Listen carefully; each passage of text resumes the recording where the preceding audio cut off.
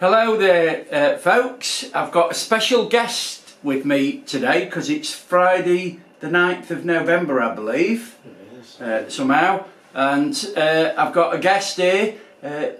Could you introduce yourself, sir? Yes, my name's Anthony Robson, or Tony to my friends, and I fly a Inspire 1 and a Mavic Pro, and my YouTube channel is the DJI Man, and they find me on there with lots of nice videos. So Tony, could you tell me how long you've been flying drones for? It's been coming up to about 3 years now, and you know, I started off with the cheap bundles, but certainly got away from that because they were no good. You know, you're losing more money as they crashed, you know. DJI certainly changed my aspect to flying, give us more confidence, you know, and you always push people towards DJI, especially now we've got the cheaper Sparks out, and that if somebody doesn't want to go like to do lots of wide movies and that and just want to do the family, they can guarantee to have a damn good camera for £390, you know, for a Spark, which is pretty damn good because that's what you're paying for a good HD camera.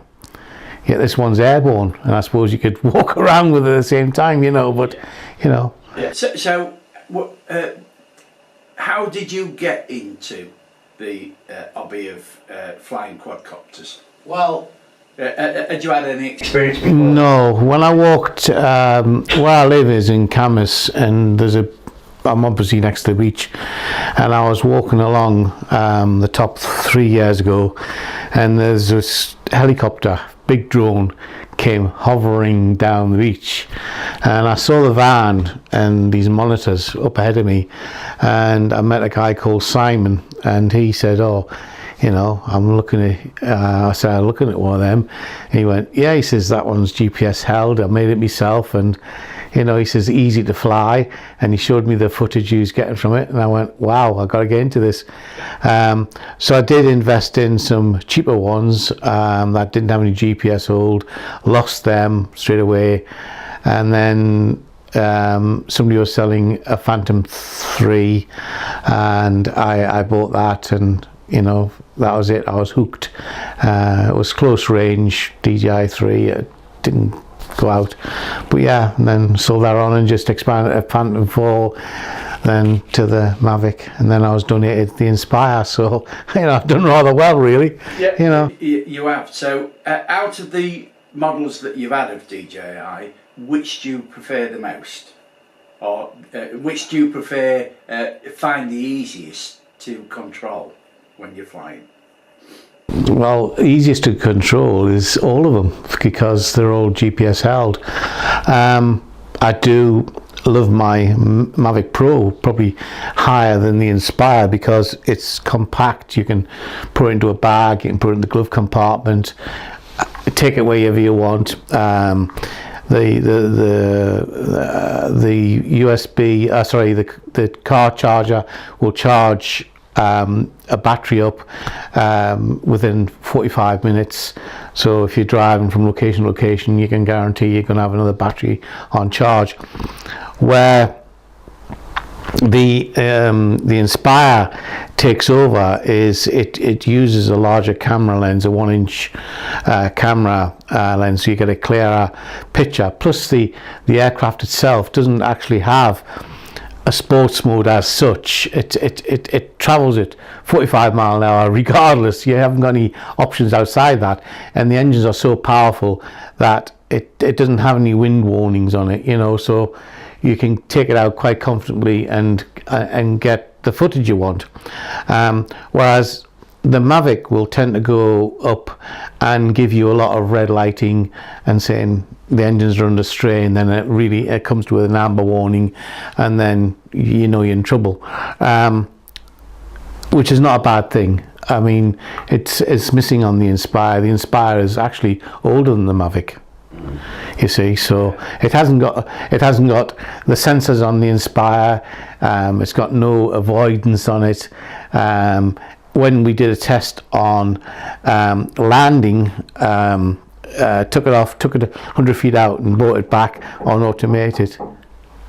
You know, we just tested how far it would be out, and the Inspire was 9 feet out of where it took off from, and the Mavic Pro actually landed within 2 inches of where it took off from. So, you know, but we're talking a few years of development, you know. Yeah. And you know, I don't think I would sell me Mavic Pro. I think I enjoy it too much, you know. So with the new one that's come out, the Mavic Pro 2 and the Zoom, would you prefer the new Mavic Pro 2 or the Zoom? If you had the choice of the two? If I had the choice, I think I would go for the Pro because of the lens. It's a professional lens, whereas on the Zoom you can do dolly effects and that, but I've shown you how we can do that on a Mavic Pro, and as long as you're targeting into an area where you're coming towards an area, you can actually create this kind of dolly zoom on the Mavic Pro. So that would push me towards, again, the Pro version because of the camera and the low light facility and the little intricacies where it I think this one the Pro has when it returns home, it follows the track back, which I think is a damn good idea. I don't know why the Mavic Pro doesn't have it. The new Enterprise is not any different from the Mavic Pro really, though it's got the attachments on top to have. They've got a speaker which is linked on the same frequency to the controller, so fire people can actually notify people to stay where they are if they're in the water, rescue's coming. They've got spotlights on there which they can put, and you know, that's where it's aimed at. It's aimed at the fire crews and the rescue people. It's not for you or me, but I mean, you can 3D print holders for torches and that, so you can actually do these updates for the Mavic Pro. Because I believe you've got a 3D printer, haven't you? Oh, yes. So yes. Have you made anything for the Mavic? Yes, yeah. I did the propeller holes, because when the propellers when they've collapsed back are loose, yeah. And I printed off a lock so it goes over each one so it stops them moving around. I did the camera guard because mine broke, and the last thing I did, I actually bought it but somebody 3D printed it for us before I had my 3D printer, was a clip that goes over the top of the battery, and that supports a torch, a high beam torch, so you can have that on as well. So you know, you can virtually do anything on a 3D printer, or from Thingiverse it's called, on there. 129,000 items you can print, you know, and you just put in. If you put in DJI, it'll come up with everything to do with DJI repairs. If you put IKEA in, it'll find all the IKEA repair of your drawers in your house. You know, just unbelievable. And you just go and tell it to print off, you know, and you're looking for a propeller guard. You're probably looking 45 minutes to print.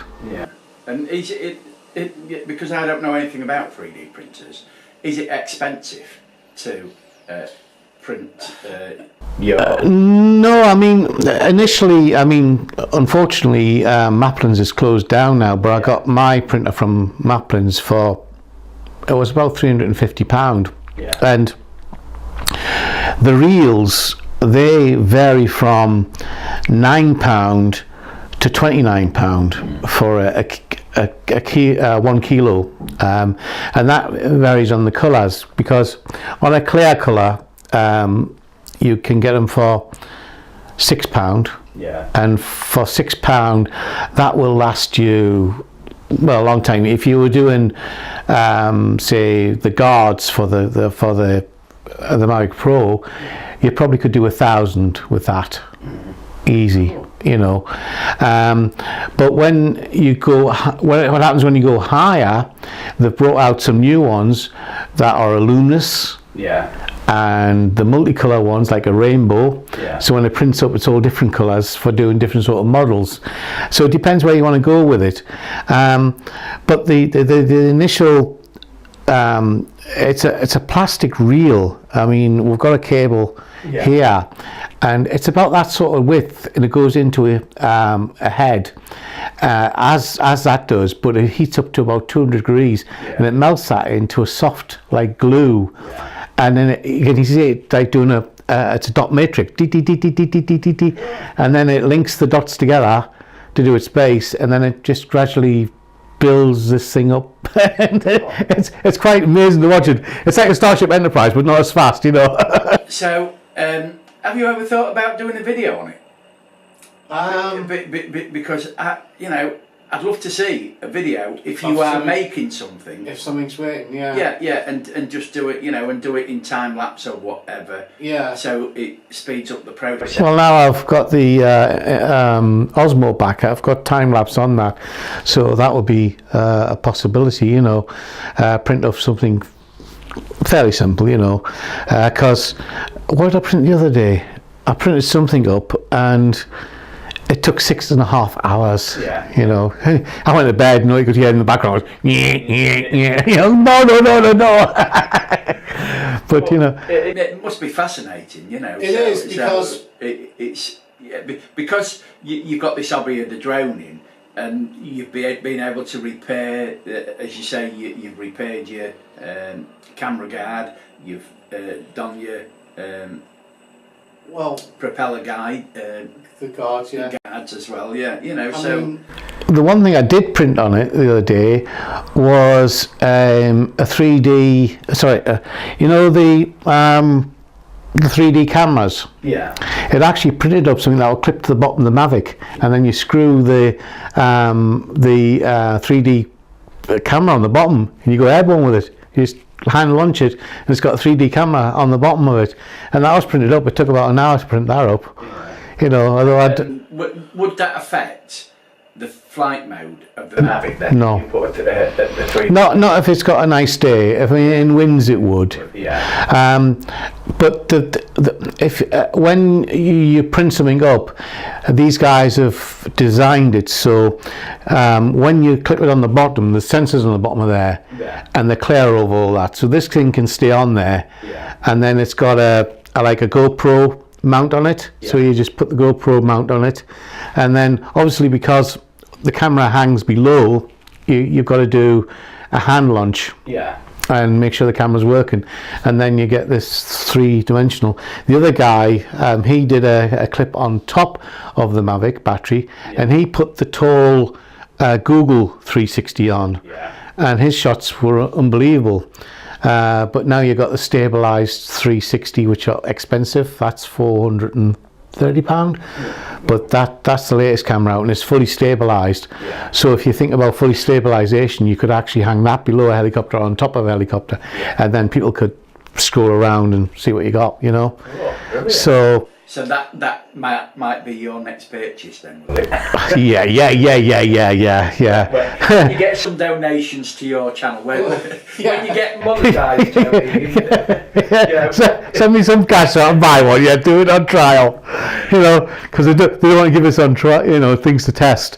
I mean, I don't know if you saw. I lost. The both cameras went down on the Inspire 1, and I've always said DJI are good support, and I actually phoned them up, and I sent the 2 cameras back to DJI.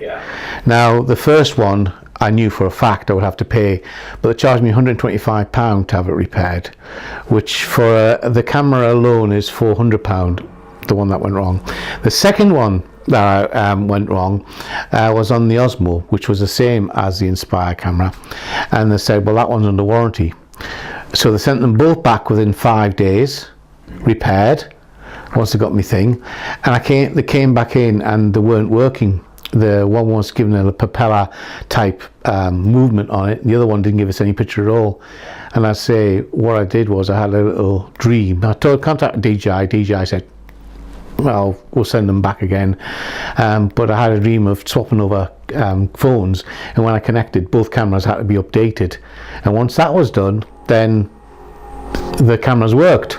So I did a little broadcast to show the footage of me going across the aisle, and DJI logs straight in and says, glad we could help you out, and thanks for your support, and this is our personal email. So they actually wrote back to me, and they're obviously monitoring my channel, which is nice to know, and you know, they've got their support.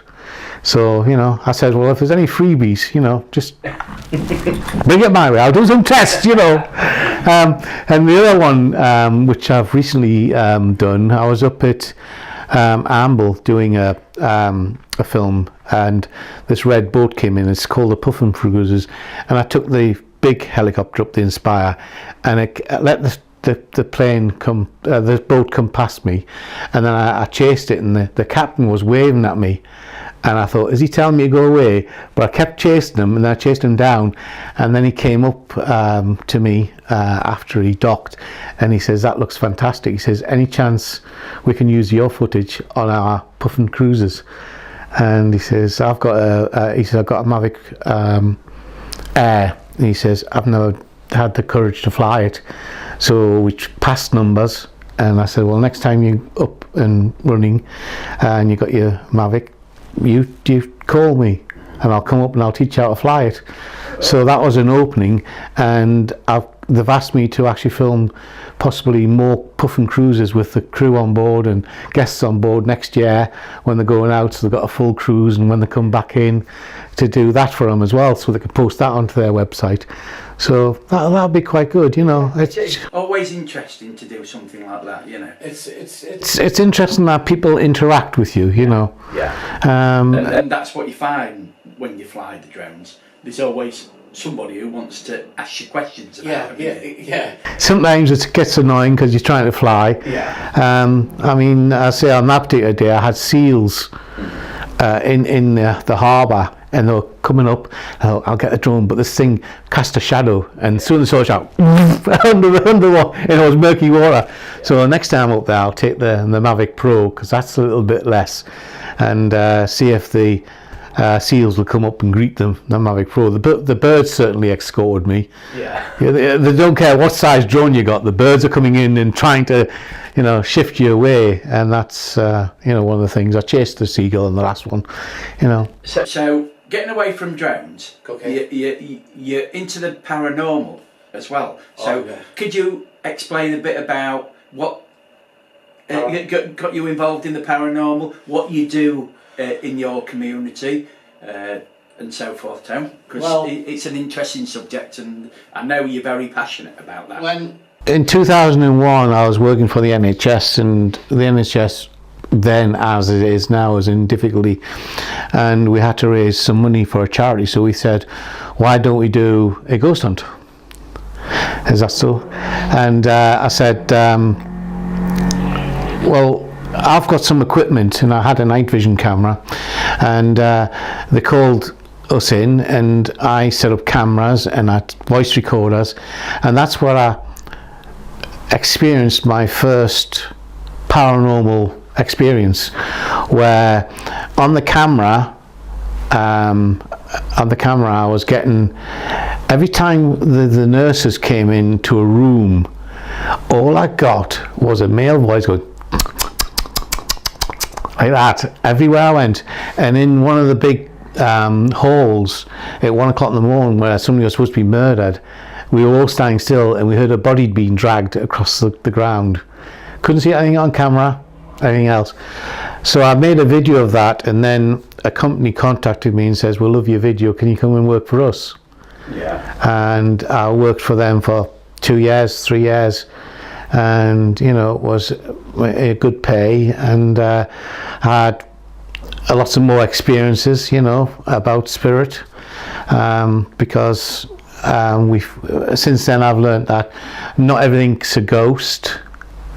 You've got spirits which can interact with you. Then you've got recordings. because in stone, or certainly old stone of houses, there's lime, and they use a lime mix. That is the same that's in Betamax tapes. Yeah. And what the scientists have found out, that in the right conditions, whatever's happening in this room now would be stormed electronically into the wall. Yeah. When it is reproduced, that exact situation, this reappears as a three-dimensional hologram. Yeah. So nature's been doing holograms for a lot longer than we have. Then there's there's only one occasion I've had it where I've actually talked to somebody in the past on a Ouija board, and we confirmed that he wasn't dead, and he gave us all the information that he was doing something illegal, and he was talking differently to what a spirit does. He gave us his name, but he was working from 1879 or something, and we were talking to him in 2008. So we actually opened a time vortex, and that time opened up another zone of the paranormal. The Ram Inn, which is in Gloucester, is on a ley line, and the ley lines actually cross there. The house is actually built on the centre of the cross. I've never been in a place like it. It's highly active on the paranormal. UFOs have been seen hovering above the house because it's on a direct line to Stonehenge. And I'm always, for the last, well, not for a long time, but when I was there, I was doing three or four times going down there, and your hair stands on end, with what's going on in that place, I've always been skeptical of spirit energy. Like everyone else, it's a load of twaddle or whatever. But I can safely say that in one of the places I went to, I heard the demons speak to me, actually on a recording. We went into this house that was very hot, and as we went into the house, we put on a recorder and we said, "Who's here?" And it went, "I am the devil and you're going to die," like that. And I says, "Well, can I have an interview first?" And this thing just slammed all the doors, and we had to go through a really old prayer to evict demons. And it took us 5 hours to do this prayer over and over again, lots of cups of coffee, and eventually the temperature dropped dramatically, and we said, "Who's here now?" And it went, "I am St. Michael, begone you evil little child." And it was a really royal voice, yet there was, it was on a blank recorder. And from that day I've learned of angels, demons, and we can do a bit of time travel, and that's all within the paranormal world.